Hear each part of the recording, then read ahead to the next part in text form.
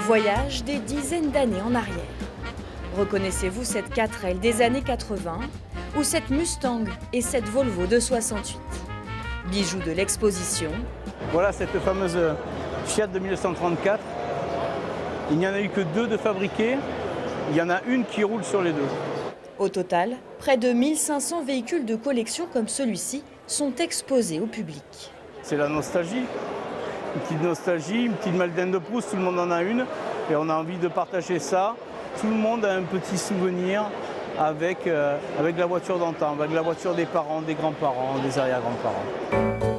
Au cours d'une allée, les 6000 visiteurs de l'exposition ont pu découvrir cette ancienne voiture de course, par exemple, qui a gagné Le Mans en 1925. C'est la première marque à avoir fait un triflet historique. Pascal, le propriétaire, est si fier de Mamie Blue.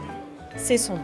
C'est en 1974, en Lot-et-Garonne, qu'un copain à mon père lui dit « Tiens, il y a un vieux châssis qui traîne avec une croix de Lorraine. » On est allé chercher, on a trouvé la première, puis ainsi la deuxième, et on a réussi à remonter 4 Lorraine.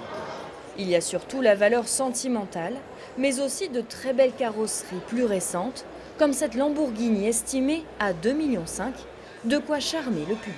C'est vrai que sur Périgueux, on a quand même un beau parc automobile. Voilà, il y a des gens qui ont des très belles voitures, et ça fait plaisir de voir des voitures comme ça. À l'extérieur, les passionnés plus amateurs sont les bienvenus. Le système sous le capot, donc il s'ouvre à l'envers. Ils passent des heures à discuter. C'est pas pour s'étaler, c'est pour partager. C'est pour partager une passion, c'est la rencontre avec des gens comme ce monsieur, qui sont des collectionneurs de parts. Au total, 24 clubs ont répondu présents pour l'exposition.